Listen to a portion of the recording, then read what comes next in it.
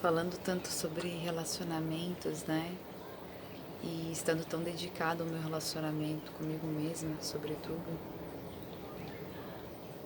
eu tenho revisitado muito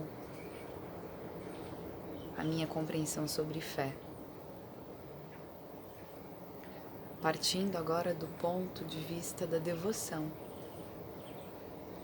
Porque acreditar, sentir, confiar na existência de uma sabedoria, uma inteligência, uma amorosidade e uma força muito superior, porque é a representação do todo, eu sempre acreditei, senti, confiei. Eu sempre percebi assim a existência de Deus. Então agora eu comecei a olhar mais para o sentido da devoção na comunicação para com a minha divindade, para com a minha partícula de Deus, para a minha compreensão do indivíduo como fragmento do que na verdade é unidade, né? E olhando por esse lado e falando aqui sobre o outro ser apenas um espelho de nós mesmos, a manifestação de nossas luzes e também de nossas negações à obscuridade,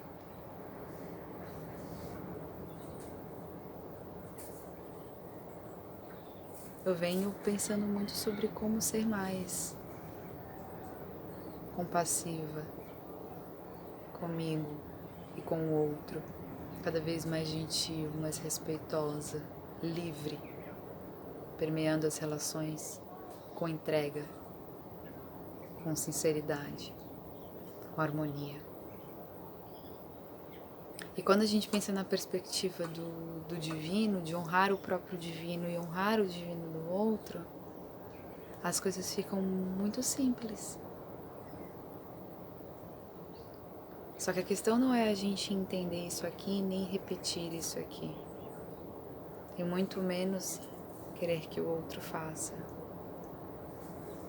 O grande desafio é sentirmos. E então colocarmos nossas atitudes a serviço desse compromisso com o sentimento de amor, de união, de amizade.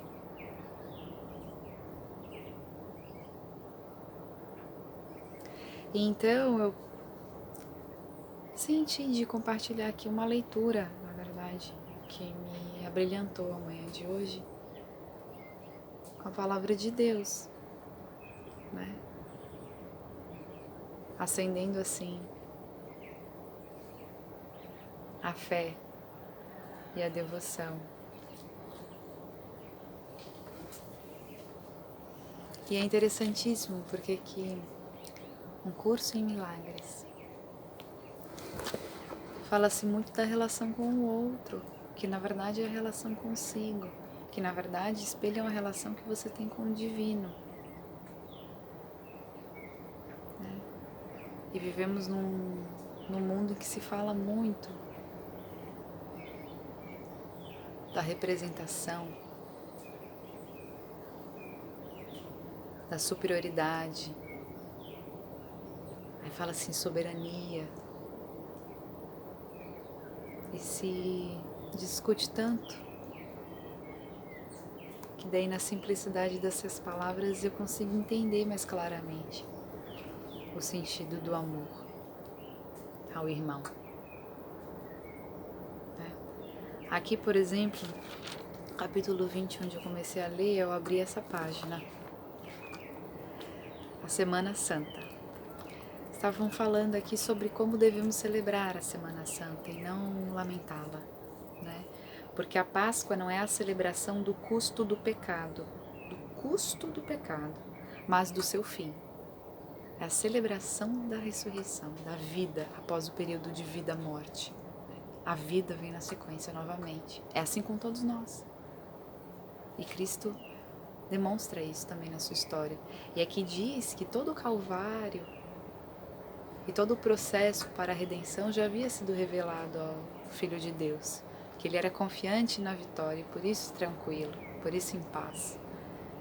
E que vibrando nessa alegria pela celebração da vida, nós impulsionamos sempre esse Cristo e a nós mesmos em nossos momentos de dificuldade, de extremo desafio, em que a vida nos convida a assumirmos responsabilidades, e muitas vezes elas nos batem à porta, de termos a paz em nossos corações de que tudo passará.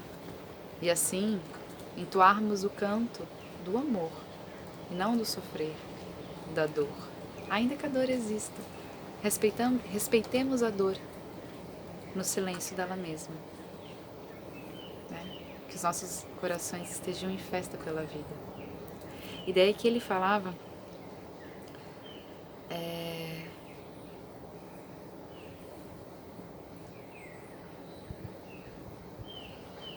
oferece ao teu irmão a dádiva de lírios, não a coroa de espinhos, a dádiva do amor e não a dádiva do medo. Estás ao lado do teu irmão, os espinhos em uma das mãos e os lírios na outra, incerto sobre quais vais dar. Une-te agora a mim e joga fora os espinhos, oferecendo lírios para substituí-los. Eu quero ter a dádiva do perdão, oferecida a mim por ti e devolvida a ti por mim. Não podemos estar unidos na crucificação e na morte. E nem pode ser a ressurreição completa enquanto o seu perdão não descansar em Cristo, junto com o meu, do próprio Deus. Enfim, olha para o teu amigo ressuscitado e celebra a sua santidade junto comigo.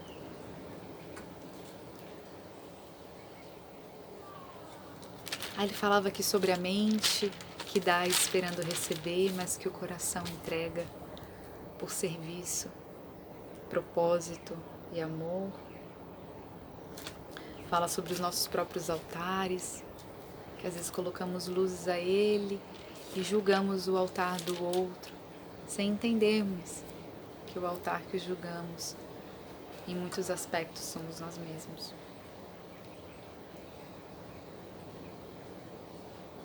Mas fala sobretudo aqui da vitória do amor em si, de que ele vence, que até os espinhos desaparecem, portanto que podemos confiar nas graças de Deus, na sua bondade e compaixão infinita.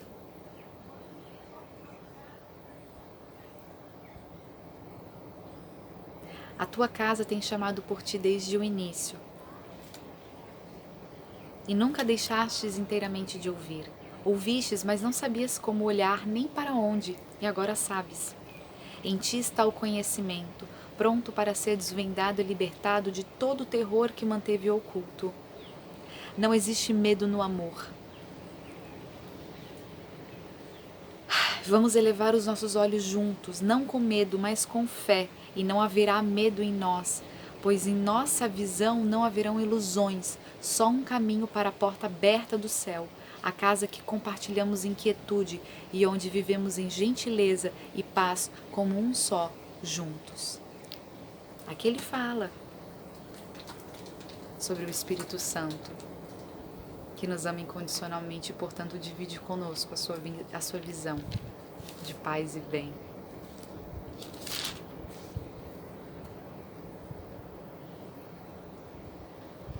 E de que Cristo está conosco sempre. Dá alegremente ao teu irmão a liberdade e a força para te conduzir até lá,